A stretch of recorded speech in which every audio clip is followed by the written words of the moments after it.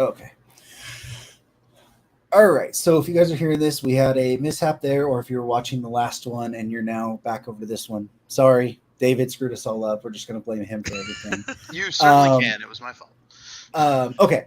So we'll pick it right up. We'll restart if you were listening to the last one with the Burns question. So Matt, go ahead and basically set that back up. Yeah. So, we talked about Travis Bazzana going number 1.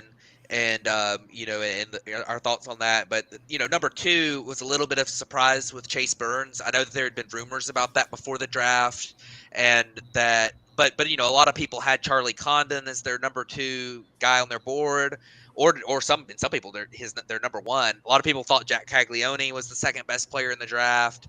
So there's a lot of different guys that were kind of expected to go number 2 just from the general like consensus board, but Chase Burns ended up being the guy. And my question was, kind of, is that the Reds drafting for need? Because, obviously Chase Burns is a really good prospect, but he's a little bit lower than some of those other guys on a lot of people's boards. Or is it the Reds something else that, the Reds just really, really liked him, liked his profile, think he's going to be better than those guys? What were your thoughts on that? Yeah, I was kind of annoyed that I didn't go with the intel I got, because I got like really strong intel from folks out there that they're leaning Burns, and whatever. I had it in my mock 1.0 that I had in like March. I actually got like the first 3, so it was like Bazzana, Burns, Condon. It just that those were the guys that felt like they fit those organizations. Like if I was just going to draw it up at the time, which I did, right? I said like, this like fits this organization. And I wouldn't say need. I mean, I think you articulated it very well in the sense that, we don't really draft for need at this point, but it really comes down to, this is how I believe it. And I've kind of kicked it to some folks in the space and just thought like, is this how you would view it as well? And it's not so much like a need as it is, we're going to invest like $10 million in one guy. Does his skill set that he has now and where he needs to get from a development standpoint match up to what we can do? And I think that's like the key there. And Burns really does fit, in my opinion, what Cincinnati does well. So the fact that it also worked out that they would not mind it if Burns, would kind of click the steps that he needs to and zoom through the system and be up in the majors at, late 2025 or something. I think they'd be quite happy with that. But I just think it fits how they develop guys personally. Yeah, and real quick, we can move on in a second, but would you say that Hunter Green is a kind of a decent comparison for him? I mean, he throws a similar, a good fastball that there's been a little bit of a question about the shape of it, but it's really hard and it's good. And then he throws that really good slider too. It seems a similar profile to Hunter Green, who's started to have some real success this year.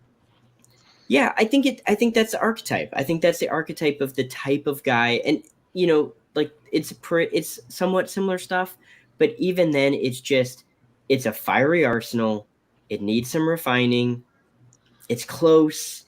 You probably need to work on that, and here's kind of the steps you want to take it. And I think Hunter Green's a good archetype for how they would kind of want to develop that guy if Hunter Green had like gone to college. Yeah. Gotcha. So third pick, Charlie Condon. I do want to note that Charlie Condon will be getting to hit in Coors here in the next year or so, and that's pretty exciting. I think if there's a match made in heaven in this draft, is it this pick with Condon going to Coors, where his power will probably take a step up, but also that contact tool that we've talked about, where he can get to a lot of pitches. Like he may just be able to, hit 300 with that power. It might just be really, really well made for Coors Field. To me, it was Colorado should not pass on Condon or Caglione, because Caglione's the other guy that can get to pitches. Now his chase is an issue, but he can get to pitches and he can mishit them. And in Colorado, he might mishit them like 500 feet. I mean, they would just be, I don't care what Super Balls they're using down in the SEC. Like it's pretty ridiculous stuff. So, yeah, I mean, one of those two guys fit. There was a lot of chatter that they were looking at pitchers. I do think that they would have considered Burns if he was on the board. That was pretty strong, but that was also if Cincinnati goes, if Cincinnati had gone Condon, then I wouldn't have been shocked if they had taken Burns. Yeah. So just looking through the rest of the kind of the first round here, we'll kind of group a little bit together so we can look at more of an overview here. But what were some of your other kind of favorite picks through the first round there? Yeah, I mean, I think a lot of the top 8 or 9 fit really well.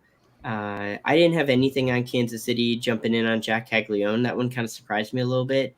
We heard Nick Kurtz that teams had very, very different opinions on, so I didn't know that he was going to go necessarily to Oakland.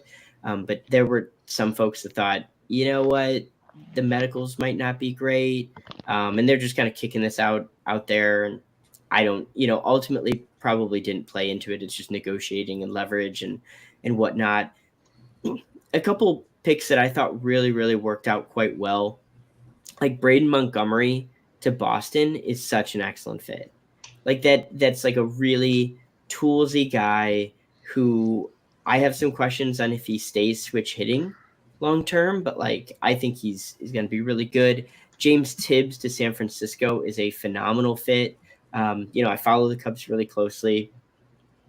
Cam Smith is a very good fit to the Cubs. So, there's a host in that like top 15 that feels right. Like it just feels right. Bryce Rayner is an interesting guy that, to Detroit might surprise some people just off the top, but they brought in Mark Connors from San Diego, I believe, who is the scouting director down there. And so they only took preps in San Diego. Like they only took preps. And so even last year they took Max Clark over like Langford and Shaw and a couple other people because they just believe in the upside of high school talent. And so Bryce Rayner was pretty much the top guy there, because Connor Griffin had just gone. So I think that there's some really good picks in the top 15 that just kind of make all the sense in the world. And, it still played out with some surprises, but it also, you could kind of sit back and say like, all right, yeah, like I get where that organization is going. Yeah, that's good. I one question I have, we've talked a lot about, these top 15 or so picks and so many of them were college guys. I mean, this draft was so college heavy, very few high school guys at the high end. And I kind of have a 2-part question for you on that. The first thing is, we had a few high school shortstops go with Connor Griffin, who may be an outfielder, and with Bryce Ranier. We had a couple of guys who were really far under slot picks, like PJ Morlando and I forgot who it was that went right after him, but Braylon Payne. Braylon Payne, to Milwaukee, that was it. And we're anticipating an underslot. We don't know yet. We don't know for sure. I mean, it would be really big shock if he didn't get an underslot. Yeah, and then you had you didn't have a high school pitcher picked until number 24, which was pretty Mayfield, wild. right? It was or Caminiti. Caminiti. The Braves. Yeah. So, I thought it was really interesting. And do you think that's, I was wondering what your thoughts were on, especially with the high school pitching falling so low. I know one of the top pitchers decided to go to school, and on those lines with Schmidt deciding to go back to school or go to LSU, how much is NIL hurting Major League Baseball teams with being able to sign guys and then making more of them go to college? Is it more of like they have more opportunity, negotiating leverage, or is it more that that the MLB teams are liking how colleges are developing guys? Well, I think that you raised a lot of really interesting points there that I think yes. So NIL is definitely offering significant leverage to players. I don't want to speak out of turn or talk like I know everything here, but like that it's talked about. And that I'm very player centric. Like I want the players to make bank. These are multi-billion-dollar organizations. They can afford to play and pay players really well. And so, let's jack up the amount that we can even offer in the draft. I do believe that there is a feeling now from some that college is a really good developing ground for some players. And so there are guys that I'm not saying that teams would prefer all these guys to go to college, because I think that they would personally like to have their own development staffs work with them. But I think that there's a little bit more of a, that's okay. Like, you go to school, you need to do this. You need to go to school, and we will check back in with you in a couple years when you start, to go through some more of a development program to kind of learn to be an adult, be on your own, enjoy college for a couple years, et cetera, et cetera. Practice playing in front of a big crowd, and then we can get a better sense of the type of player that you are. And so I think that there's benefits to all of it. There are still some players, like, if I was the parent of a kid, and please do not take this as any sort of advice here, I would be very scared to have my child turn down like 1.5 to 2 million as a pitcher coming out of high school. I would. And it does work out for people, and it's fine. And NIL certainly helps with some of that, but that's really risky. So unless you're getting a pretty significant NIL, I would be skittish on that. And so that's probably still the demographic, though, that like a lot of these guys that went late first, second, third, a lot of prep arms. And so high school arms, and like, that just makes sense. They're getting 1.5, 2, 3, $4 million deals that, like, yeah, that one makes a lot of sense. It's a lot different than going to LSU to hit and play center field. Not that you couldn't lose money that way too. It has happened, but it's just a different demographic there, different risk profile. Mm-hmm. So with that in mind, and straying away maybe from these top picks, who is your favorite pick that went after the first round? Oh, man, that's interesting. I mean, I will. It's not my favorite because he didn't go to the team that I was preferring it to go to. I think it was an excellent pick, and that is Tyson Lewis, a shortstop from my area, who went to Cincinnati. Broke my heart. It broke my heart. I didn't think. I mean, Cincinnati and then New York. I didn't think it was going to work out anyway. And I don't even know if he would have gone to the Cubs. I just absolutely think he is a dynamic player. I think he's fantastic. He's an Arkansas commit, but I imagine if you go in the top 10 rounds, you're almost definitely signing. So I'm sure they work stuff out. Absolutely phenomenal kid. Just like a great player, even better person. It was it's a home run pick. It's an home run pick. I watched a lot of games of his, and I think he is just a great dude. And I think Cincinnati got just a wonderful player in their system in Tyson Lewis. I want to keep us on Cincinnati real quick. I think my favorite draft is Cincinnati's. Yeah, I do too. It killed me every single time. So we have a Discord where we like to talk about the picks and stuff, and we were kind of going back and forth on it, and it seemed like every other player that we wanted to pick, the Reds got. Like, we talked about Mike Sirota a little bit before the draft, and we were kind of hoping he would fall. Reds stole him. I've liked Peyton Stovall for a while. Reds took him. We've talked about Tristan Smith, who went to Clemson. Reds took him. Like, I felt like the Reds, if I was drafting, a lot of the guys that I got would be who the Reds got. And it's one of those things where pre-draft rankings don't mean a whole lot, but I really liked the Reds draft personally. Seems like you agree. Oh yeah. I mean, I think they absolutely nailed it. Like, and we won't know for years, like, these guys could flop, but like, Chase Burns is a great one right off the bat. That's, that's a good spot to be if you're picking two. And big fan of Tyson Lewis, I mentioned. And then they had a competitive balance pick, which, for the team I follow heavily, the Cubs don't have that. So what are you going to do there? But Luke Holman could have easily gone earlier in the second round. Mike Sirota, we've talked about. Peyton Stovall. Like, I had I mean, I followed Lewis really closely. I didn't think it was going to work out with the Cubs, but like Stovall, Tristan Smith, Tyson Lewis, Luke Holman, these are all guys like I drilled in on pretty hard, and it popped every single one of them. Even one of the prep lefties that I really liked in Mason Russell, who was a really, really good player. I have no idea if he's going to sign. He was the 20th round pick, and that there's no guarantee there. That's more along the lines of a courtesy kind of a selection, and also a backup if something doesn't work up top.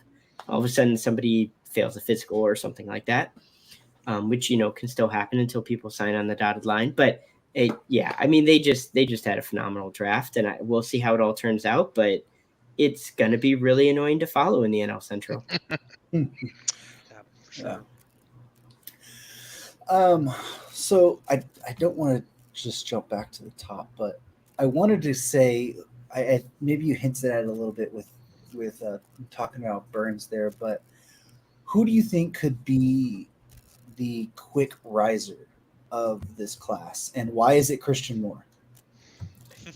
Oh, well, why is it Christian Moore? I mean, I have a couple ideas there, especially to the team that he went to. Yeah.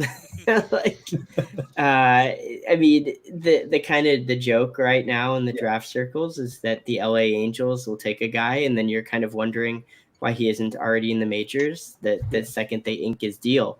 I mean, Christian Moore is already a guy that's a really advanced bat. I mean, he does what he does, and there's not a lot of development steps that you need to take there. He improved a little bit on in-zone contact. His chase is manageable. It's big-time power, and he had faced advanced arms in the SEC. I truly do think he is one of, if not the fastest player to make it to the majors. But there are a couple others out there. And so a couple that I'll call out is Bizana. I mean, he's made a big deal about wanting to play. He's played against advanced competition. He doesn't really have a ton of development steps. Doesn't mean that he's going to be like an all-star right away, but like he could. And it could be something as crazy as if Cleveland makes it to the World Series or something, he could find himself on a playoff roster without even playing in the major leagues. Like that is the type of player that he could be. Nick Kurtz is also a guy that doesn't really need a lot of development steps with Oakland. And they've shown that they're willing to promote people fairly quickly if they prove it, like Jacob Wilson. Jacob Wilson doesn't have a lot of development steps with Oakland. That was last year's pick. He just hits for contact. He hits for crazy contact. He doesn't hit it hard, but he hits it, and he is quite the outlier. And so he doesn't really have a lot of development steps, and he'll kind of develop physically in the majors. So he's already up. Nick Kurtz could be a guy.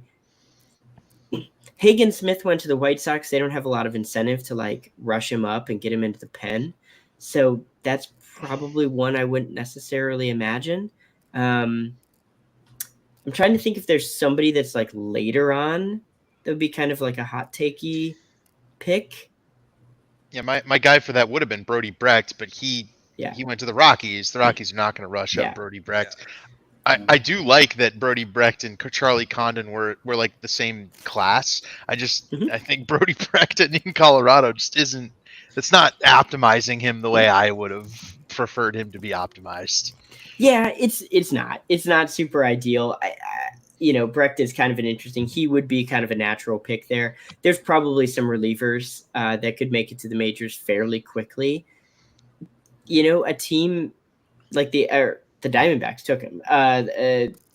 They could believe in a guy like Ryan Waldschmidt and just rush. He's just ready. Played in the SEC, kind of some of the same stuff there. So probably one of these college guys is the one. We're not likely to see a Jackson Holiday in this class. Not that it's impossible, but yeah, those would be some of the names I would watch. And Christian Moore to the Angels, I mean, shoot, if you're betting, that's an easy one to at least toss out. Yeah, that would be interesting. I guess we gotta. I don't know how much time we're gonna go here, but I was gonna ask. If you look at this whole draft and then you look at it in 10 years from now, Which Yeah. player do you think is going to be the one that everyone's talking about being the best player? I guess meaning like, somebody that we've got a bunch of guys that we've talked about who have a pretty high floor, but they are, but they're obviously like their ceiling's just a little bit limited. The guy maybe like a Christian Moore, who's probably going to be a big Yeah. leaguer, but maybe doesn't have the crazy ceiling. Who in 10 years do you think is the guy that we're talking about? This guy might be the best player in baseball type, if there is one. I know there's probably not as many in this draft as there was last year or year before, but just who could that possibly be? Yeah, I mean, that's the big question. That's the question that like teams would ask too. And if I had to just guess on somebody right now, I think it's Charlie Condon. Okay, I mean, there's a couple names that I think you could toss out. Like there are people that believe that Connor Griffin is without a doubt the top like talent in the class, and that's fine. I haven't seen him enough to know. And so I'm a little bit more skittish with that based on some reports. But I mean, we're still talking like a really, really good player. Charlie Condon could be a guy that is regularly hitting about 280 with 40 plus home runs, especially in Colorado. I mean, he could just truly be crazy. And he and Caglione kind of give off the vibes of those are crazy ceilings. I do have some questions about them getting there. But like, if we're talking, who is this could be the best player in baseball out of this draft, I think it's one of those guys. I've been it from the beginning, but I'm fully pilled on Jack Caglianone, and if he ever gets to pitch, it's him from this class, Yeah, right? Like it certainly could that's be. that's how I feel about it. Even if he's a reliever, right, who just comes in late in the games to throw gas, like that is so valuable to be able to package that up with a position player that can also hit absolute tanks. Like I'm very excited, and Kansas City needs power. That's a group that they had Salvador Perez and Jorge Soler hit some big home run seasons in the past couple of years, but other than that, they have been a team historically without power. Yeah. And I think Jack could be that guy. Did Soler hit 48 one year? Soler and Perez both had 148 season. Yeah. Oh, okay. But yeah, that was interesting, and I guess a follow up from my same question I had. But out of the top first round, I guess, who is your least favorite pick? I think I'd like to kind of I know we don't like to talk about guys who aren't going to be. I know we don't like negativity, but just which one do you think is just like that team probably shouldn't have taken him there, or not that these guys can't prove us all wrong, but. Especially now that we have in a vacuum of the pick slots, like because you could say, hey, they did this guy under slot, but now that the draft's over, totally. Yeah, I'm not a huge fan of the Seaver King pick to the Nats, and I think he's a major league player. I think he's a pretty good one. I think he's going to need a lot of refining with regard to really cutting down on Chase. Okay. And I think he's just a very athletic dude. It's just where that draft is. Where they were picking. I don't love that pick. Now, I think he came in a little under slot. Yeah. But I don't think it was like majorly under slot. Yeah. So slot was $5.95 and he signed for $5.15. Okay. So like, I mean, a decent amount. I think it certainly helps them in their other picks. But like, I guess we'll see what Braden Montgomery signs for. But that would have been my pick. Yeah. And I think that would have just made a lot of sense. Personally, I would have Montgomery a lot higher on my board. And again, I think Seaver King's a first rounder. I think that's totally like a justifiable thing. It's just where the draft had fallen. It's like, I just would have gone Montgomery or Cam Smith. I mean, Cam Smith is another guy kind of just fell to 14, but you could have made a case for him there or San Francisco, the Angels, something like that. And I think out of all of them, Seaver King, good player, probably ends up being pretty good. I just probably would have gone with a couple of the other guys on the board. We haven't talked about it, but I do want to get Damien's thoughts on Kellen Lindsay because he was not happy about that pick on the first at the first drop, and I want to catch Greg's thoughts after we hear Damien's, Yes. but So we do want to hit the touch on the Dodgers. it was two things for me. It was I was so infatuated with Cash Mayfield and Cam Caminiti because Yep. they just, especially Mayfield, he screamed everything the Dodgers wanted in a pitcher. Like he's Maddox Bruns, but with better command. Like, and that's just a pick that screams LA. And I'm pissed that he went to San Diego 2 picks later and Caminiti went right after. And I'm interested because it seems, especially given last year's draft with the Kendall George pick, it seems like the Dodgers are starting to transition to a contact speed based rather than their typical, hey, here's a guy that we try and develop their power and everything. But now it's they're changing it that way. So that was my two things. Like Lindsey, he's not going to offer much power. He's going to be a good, solid fielding shortstop. He's going to have a lot of speed. People are saying if A+ outcomes Trey Turner, but like you never know with anything like that. But my favorite player of the draft was Cash Mayfield, who went 2 picks later to San Diego of all places. So that was my reasoning for not liking Kellen Lindsey at that pick. So with all that said, Greg, what do you think? Yeah. Damien, you're completely wrong. No, I'm just kidding. I'm just messing with you, man. Yes. Yeah, no. You can tell him that. Tell him that. No, I actually don't really disagree at all. And it's funny how it played out because those were guys that I was watching with the Cubs. I mean, Kellen Lindsey was frequently dropped by really good like analysts and writers that were connected to the Cubs that were saying Kellen Lindsey to the Cubs is definitely an option. Like, you know, they may not get a chance on that in the second round, so they may need to consider him at 14. And Cash Mayfield was definitely a guy, you know, kind of around the Cubs periphery there. So those were guys I was digging into. Like, is this the year they take a prep? And then those were 2 of the guys. I also had Cash Mayfield higher than Kellen Lindsey, and I was really surprised that the Dodgers went Kellen Lindsey. I don't think he's a bad player. Yeah. It is the type of a chance that an organization that has 3 Hall of Famers manning positions can maybe take a chance on that a lot of other organizations could get really skunked on and kind of be screwed for a bit. Whereas like the Dodgers could really give him like 4 or 5 years.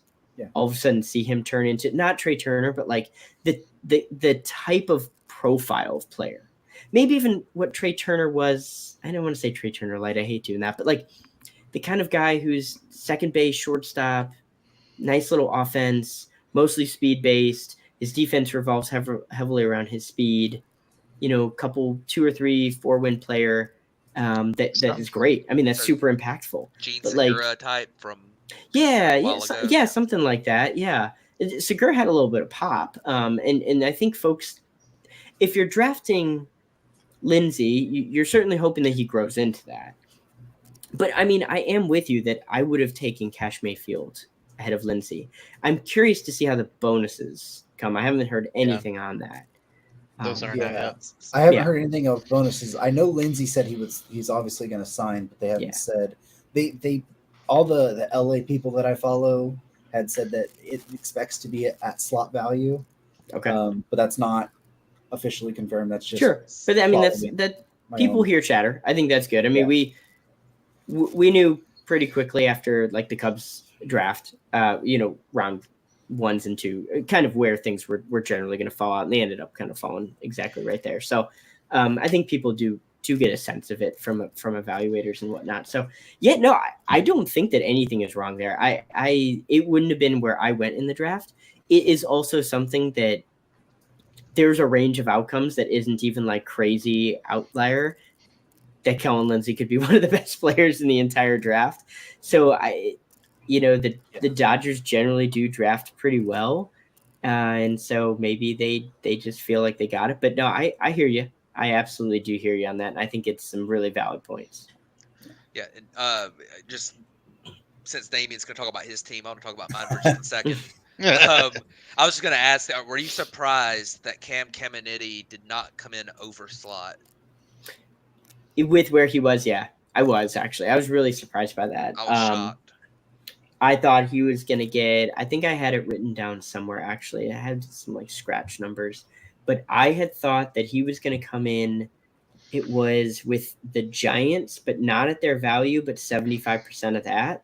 So it ends up being like right around 4. I think it was pretty much where I thought he was going to get, about 4. And he signed for less, right? Because 3.5, yeah. 3.5. Okay. Yep. I remember seeing that one and thinking, I'm actually really surprised that the Braves didn't need to buy him down. Yeah. I think Caminiti is really good. There were some teams that, I mean, I personally liked Mayfield better, but there were some folks that I talked to in the game that were like, oh no, like Caminiti is a better player. And then I've got other folks that felt completely different on it. So it's certainly a beauty in the eye of the beholder situation there. I think they're both really, really good, but I was pretty surprised. And the Braves keep drafting well. Just, I mean, sorry, Matt, but it's just infuriating. Like, it's just so annoying. Are you ready for their 4th round pick, the catcher, to become a all-star left fielder hitting 40 home runs a year? No, I'm ready for him to be like amazing in Double-A, and then you trade him and To you the A's. land like a super cheap all-star who you sign to some ridiculous deal where he gives 1% to Braves charities. Like Yeah. that's what I'm waiting for. Wait for the Mason Miller trade, and then Mason Miller Yes, signs like yeah, a 10-year, exactly. $400 contract. Or Yeah, something. but Right. the problem is in 3 years they'll all be hurt. So that's what's Yeah. happening now. But If all right. you've seen the Cubs IL situation, I don't think I can comment on the injuries. Although I will say the Braves have had some terrible luck, right? Like Whit Merrifield got hit today in Yeah. batting practice, and they were just kind of like, you can't make this up. yeah, But thankfully, he didn't break his fingernail yeah, or finger I or think whatever. he was but, available tonight. Yeah. but yeah, I mean, Braves have had some pretty terrible luck. You're right. Well, I think we've already kept you a little too long here, Greg. So before we officially wrap it up, why don't you let people know, like, what you're working on, what your kind of next year's looking like up to the draft, and then if they want to follow you and where to find all your stuff at. Yeah, I mean, Matt, Damien, David, always appreciate coming on here. I really do appreciate it, and the flexibility to let me kind of jump on a little bit later with the 2 kiddos. And it, just love talking draft. That's my heavy focus. As we get into the winter, I'll talk a little bit more. Like if you follow me and you don't like hearing about the Cubs, I mean, that I am still going to talk about them a little bit, but my heavy focus on like writing and evaluating is on the draft. And so in the next few months, I'm actually have already started building out my 2025 class. That's a really big goal of mine. I really want to get that out early. I want to like actually have it out there. And so I've attended some high school showcases, which is really nice. I've dug into a little bit of the college side for the players. So kind of building out that board, seeing how that sits, kicking that around to some evaluators, getting their thoughts on that. You can find me at Twitter is usually the one I use, Twitter, X, whatever, at IV Futures. But, shoot me a message sometime, hit me up with a reply if you just have a question about the draft. I'm happy to answer it, and to the best of my ability. But I love the draft. I love covering it. And then I do write at Northside Bound, which is a Cubs minor league and draft focus site. So the minor league stuff is just all the Cubs minor leagues. And then the draft is kind of ubiquitous. I mean, we're going to have a little bit of a Cubs slant on it, but I hit up what I think fairly robust mocks. They end up being 6,000, 7,000, 8,000 words or whatever worth of details and trying to have the as sourced as possible. And then I like to really dive in deep. So I do a true 20 round mock for the Cubs every year. And then I do a 20 round shadow draft where that will be coming out fairly soon. I'm kind of kicking around on the different players. But what I do is after everybody signs, I build out an entire class on who I would have taken with some ground rules. I can't like buy people down, etc. And then I try to form it within like with the confines of what the bonus pool is. So we go pretty deep there. There's some fun shadow Cubs that I have from the past, but it's just a lot of fun. Hit me up anytime. I always love talking baseball, and like David was saying, we have a Discord. It's very Cubs centric, so you might not enjoy it if you don't like talking that, but we have a really good time, and that's 1060 West. all Nice. spelled out. All right, so you mentioned 2025. So real quick, no analysis, no anything. Just real quick, what's one guy to watch for the 2025 class? One guy to watch is probably Xavier Nayens. X is really, really good. He's a high school player in the Pacific Northwest area. He's an Oregon State commit. And I really think what he does is some pretty impressive stuff. Oh, yeah, you said no evaluating. Sorry. Anyway, Hey. He's a high school shortstop and an Oregon State commit, and he's one to watch. Xavier Nayens he's doing some good work. Well, there's the name. So when we look back next year, we can tell Greg how wrong he was. Absolutely. I'm mad you didn't say Cam Canarella. I wanted to do something a little bit off, like the top. No, like, that's three perfect. Guys. That's Yeah. perfect. And everyone's heard of Ethan Holiday, but where's Right. the fun in that? So Yeah. Devin Taylor's the other one, right? Devin Taylor's a really Yep. good one. Yeah. Jace Levitt. Yeah. Some really good players. Keep an eye next year. Yep. Keep an eye. We'll definitely have you back on to talk about that. And maybe even in the off season, we'll dive a little bit more. Yeah, let's do some it. Stuff. So I'd love to kick around. Maybe like baseball winter meetings or something. Kind of Yeah. just do a live stream during that or something. That'd be kind of wild. We do a live stream during that actually, Oh, yeah. so you are welcome to pop in. Awesome. we'll figure it out. But thanks, Greg, again for joining us, and thank you guys for tuning into this episode. And we will catch you guys back next week on Tuesday after the trade deadline. We might even do a deadline live stream the hour leading up to it. So be on the lookout for that, and we will catch you guys back then.